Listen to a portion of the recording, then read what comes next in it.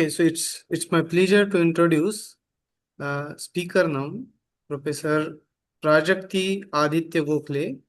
She is founder and director of Vedically Limited, education startup Israel and India. And title of her talk is The Poetic Logic of Leelavati, Perspectives on a 12th Century Mathematical Masterpiece. Ma'am, it's over to you now. Thank you, Swapnil, sir. Good afternoon, everyone. And thank you for giving me this opportunity to present my work on Leelavati. So, although the topic is poetic logic of Leelavati, so I am going to discuss only Leelavati in today's session. So let us go further. So it is actually a very practical guide of everyday mathematics. Although it is in the 12th century, because of the practical examples, it is not only the book of mathematics, but it gives different knowledge about society, knowledge about unit system, knowledge about other scenarios during that time, then about coins and how coins were there and currency was there and how the transactions used to take place. So there are various sociological, political, various aspects, and those aspects we can study also through Leelavati. So now let us see that which is the exact timeline of Leelavati, and Bhaskaracharya too himself written this particular shloka. Now here he has used the coding of Bhuta Sankhya. Now Bhuta Sankhya means words are used for the numbers. So rasa is a 6 type of taste: sweet, salty, pungent. So all these, there are 6 type of taste. So rasa is nothing but 6 number. Guna is nothing but trigunas, sattva, rajatama. So guna is 3. Mahi means Prithvi, and earth is only 1. So Mahi is equal to 1. Purna is equal to 0. So Rasaguna Purna Mahi Sama Shakan Rupa Samaye Abhavat Mamo Utpatti. So Shakan Rupa is a calendar. Shalivahan Shakan Rupa is a king. So the king of Shalivahan started a time keeping system of calendar. So according to that time or that calendar, he tells us that according to Shalivahan calendar, the year is 1036. Now, when you decode these words, you have to read those words from right to left rather than from left to right. So it is called as Ankanam Vamano Gati. So always read it from right to left, and if you read it, it becomes 1036. So 1036 becomes, and in that, for the modern time, you have to add 78 years. So Shakan Rupa, so according to Shalivahan Shaka, 1036 is the year of his birth. Mama Utpatti. Utpatti means birth. So birth years of Bhaskaracharya too is 1036 plus 78 years you add in it. So it becomes 1114. And what is his age? Rasaguna Varshena Maya. So I was Rasaguna Varshena old. Rasaguna Varshena old means not 63. You have to read it backwards. So he was 36 years old. Maya Siddhanta Shiromani Rachitaha. I have written this grantha. Rachita means written. This grantha Siddhanta Shiromani. So he himself gave an exact timeline that how old was we when he returned this text. And therefore Siddhanta Shiromani contains 4 important sections: algebra, astronomy, Goladhyay, Actually, Goladhyay is a solid geometry. It is more solid geometry so that we can understand astronomy. Ganitadhyay, again, lot of geometry involves, and a Lilavati, which contains 261 stanzas or shlokas, and 954 stanzas are actually there in Ganitadhyay. Similarly, Bijaganit and Goladhyay also contains many shlokas. But so these are actually the four parts of Siddhanta Shiromani. Shiromani is the peak of something. So the peak of a Siddhanta, peak of a certain theory is this book. That's what he said, that all different theorems, all different understanding of mathematics and astronomy is written in this book. And out of that, Lilavati become very famous because it was a very simple mathematics. So now why Lilavati become very famous? So Bhaskaracharya's Lilavati, it is a beautiful and playful text produced in Sanskrit for around 300 years after Bhaskaracharya. 300 years, this book became a standard textbook. So it was used as a standard textbook in India for more than 300 years. Now it has been translated to many, many foreign languages, including Japanese, German, Italian. Then why this becomes so famous? Because of its aesthetic approach. It is very aesthetic. Its narration is very aesthetic, and it is a complete handbook of everyday transaction and basic trigonometry also. Now we will see that how the poetic language is used in it. And as I told you, it gives lot of highlights of social things which was there. First important social thing, according to me, is the character of the book is a one small girl called Lilavati. Although there was a certain story behind it, still a book is written for a character, a central character who is a girl. And it is completely fine to learn mathematics by a girl, which was not acceptable in modern 16th or 17th century Europe. So we can see this is the most important thing, that even 400 years before European Renaissance in India, girls, it is very much fine to learn mathematics by girls. So now this is a beautiful example of the romantic example. This is, so let us take this example. So there is a harasta rastarunya nidhuvana kalahe mautik. So kalahe means there is a certain rift. So rift between a boy and a girl, or girlfriend and a boyfriend. So what happened during the rift? A necklace got broken. And the pearl necklace, everywhere the beads of that necklace surrounded. So where those pearls go? So the pearls go to Yatastri Bhagaha Shayana Lagataha. Shayana means actually the bed. So some of the pearls are near bed. How many of there? Some fraction. Panchamashosya drushtaha. So some of them they can see that. Praptaha shashtaha sukesha ganaka dashamakaha sangruhita priyeno. So the boyfriend started collecting some of them.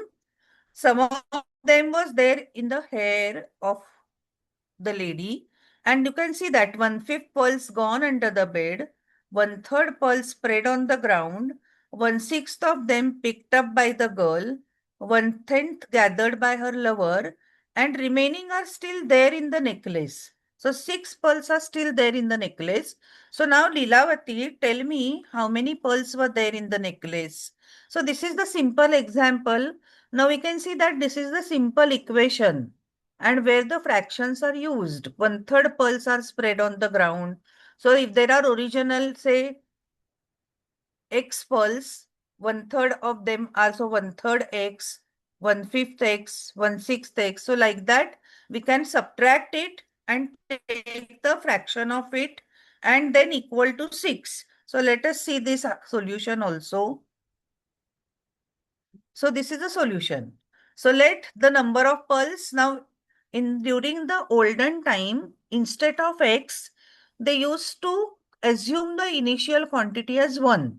So if the entire number is 1, out of that, 1/3, 1/5, 1/6, and 1/10.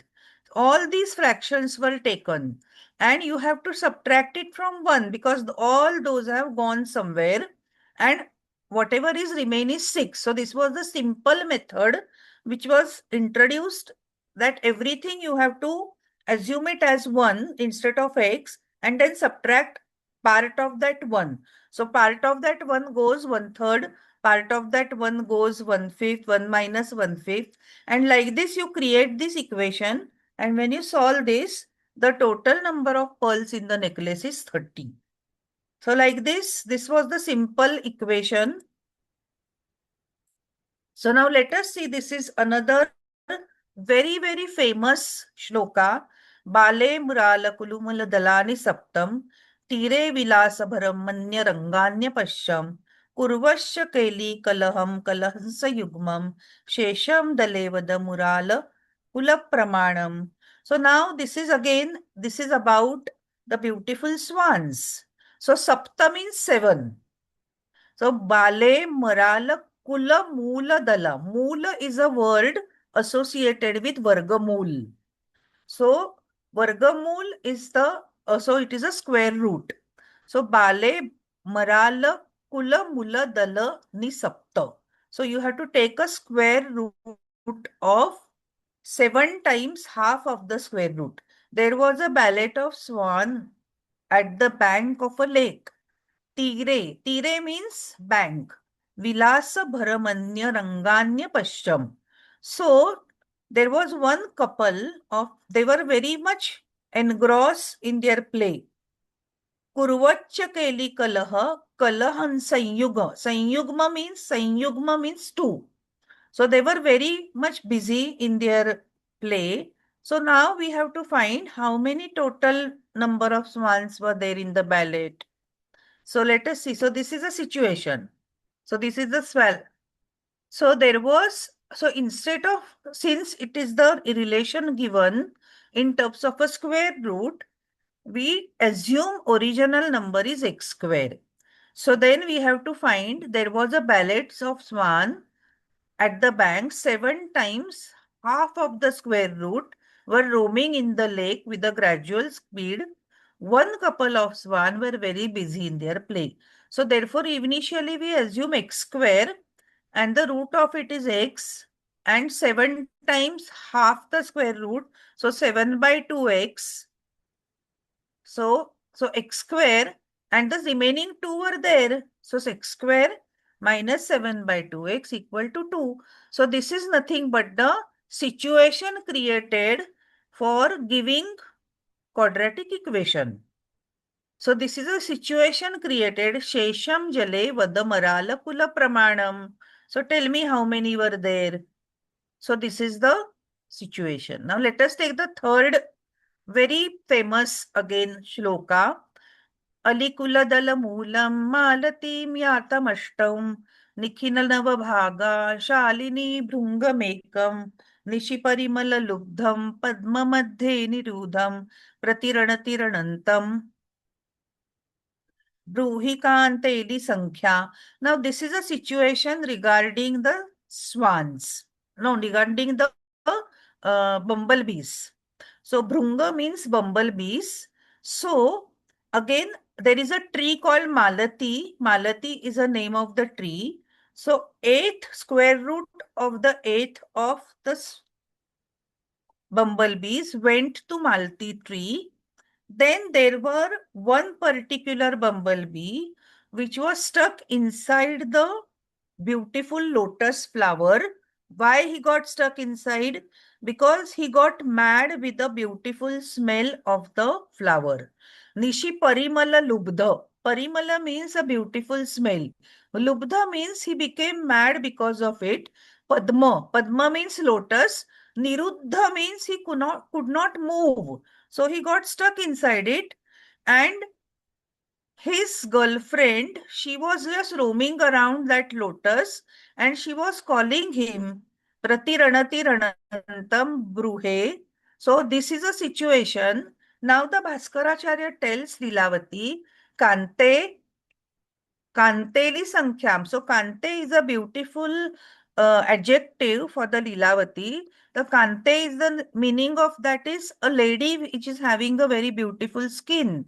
So Bhaskaracharya tells, oh my daughter, oh my girl with a beautiful skin, tell me how many bumblebees were there. So now this is the very beautifully he asked this question, and therefore this is a situation where one of the bumblebee stuck inside. This is the Malti tree, and this is the girlfriend of this particular bumblebee, and she is calling him. So let us see how to create this equation. So from a group of bumblebees, root of half of them went to Malati tree. 8/9 them again went to Malti. So we have to subtract 8/9 from original. So you have to take the 8/9 of whatever is left. One got attracted to the beautiful aroma and his girlfriend responds him. So basically two are left. So let us see what is the equation. So two are left. So the one which is stuck inside and another bumblebee. So again here there is a mistake. Here it should be x square again. No, x only. This is correct. X. Then root of x by 2 minus 8/9 of x. So again, you can see that the equation is not very easy. But the way it is narrated by Bhaskaracharya, it became very interesting. He created a story, he created a situation, and that situation, which is very beautiful, he narrated this story to Lilavati, and then also he called her, my beautiful daughter with a beautiful skin, tell me this answer. And therefore, this becomes the answer. This is a simple quadratic equation which can be solved. Let us see the next one. Now, next one is more easier and it is based on, again, geometry. Bhumish Chaturdashakara Mukham.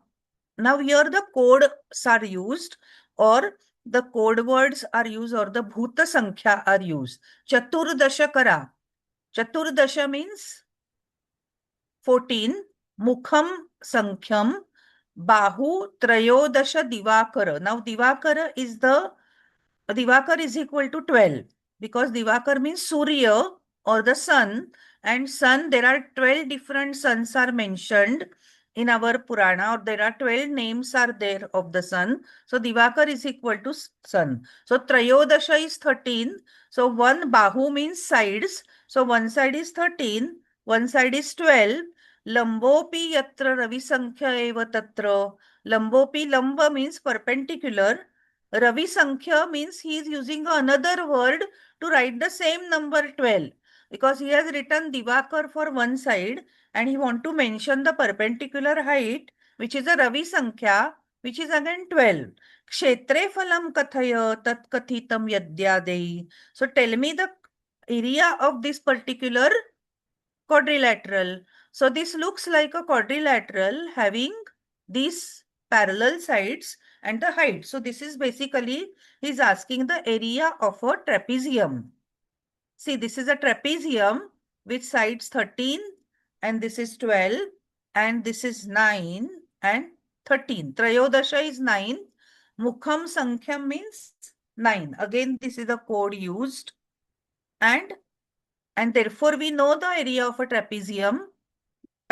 Sum of the parallel sides multiplied by height. So, this is the answer. Now, so this is again a simple question based on. Now, this question is little bit difficult. So, I will just go quickly. Bhuje dvadashaika yo koti karno anekadha means there are more than one answers. Prakarabhyam vadakshikram Tau tava karni gatau means I have already told you some method. So you give me a different methods. Prakarabhyam vada means tell me different types of methods. Tau tava karni gatau. How I am going to find the karni means hypotenuse. How I am going to find all these. So therefore, he has selected one. So one x is a given side. One side is given, you have to select any number and you have to use this formula which he has already taught to find out the triplet of Pythagoras. So what is the given side? Bhuje dvadashake. So 12 is the given side. One of the side of a right angle triangle is 12. Of course, this is not the hypotenuse, but this is one of the side other than hypotenuse. So find the values of other side and the hypotenuse using both the methods such that the value should be integers. So now this is the way. So method 1. So this method, and there is another method 2 where you have this different formula, half x square upon y plus y, half x square upon y minus y. So x is given as 12. You select any value of y and you find another triplet. So this is method 1 where you take 2xy upon y square minus 1, where x is a given side 12. You select y, any number, and you can create a triplet. So basically, in the one shlok, we identified two methods of finding the Pythagorean triplet in this particular stanza. So this is very beautifully, he tells her daughter that this is what I am giving you. Now I have taught you this, use this and give me different answers. So therefore, see, it is not very, so the way he teaches her, that he is giving her clues, giving her very beautifully situations and telling her to find the answers.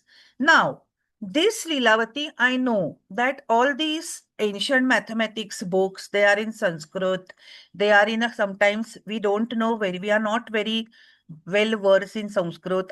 Although we learn Sanskrit, but still there is a different type of language. Classical Sanskrit is different. Mathematical Sanskrit is different. Like for example, today English is a language, but the literature English is different, and the English which is used in the IIT textbook or management textbook is different. It is a technical English. Similarly, the ancient mathematics textbook have a technical Sanskrit.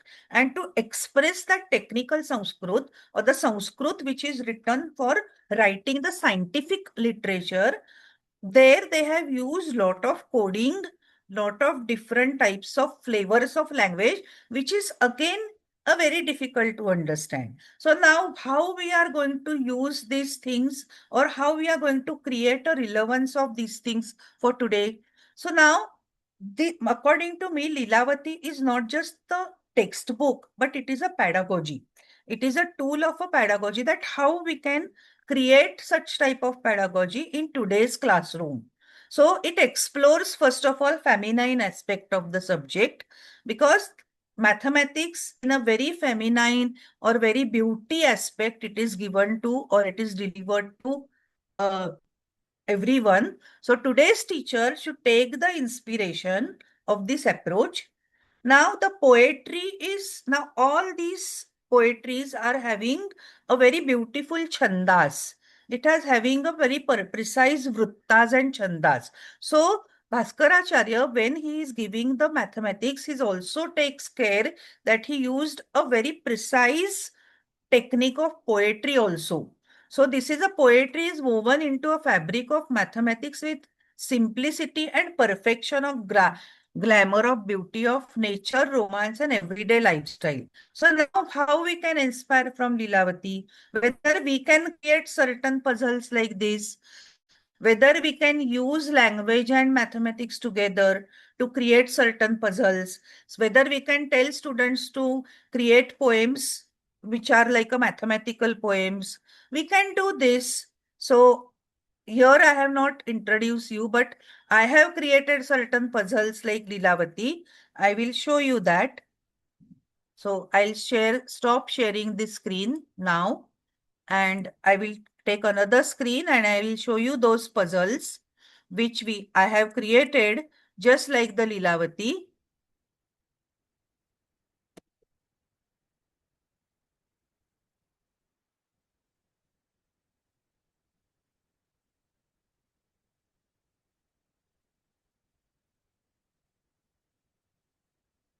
Yeah, I'll share the screen now again.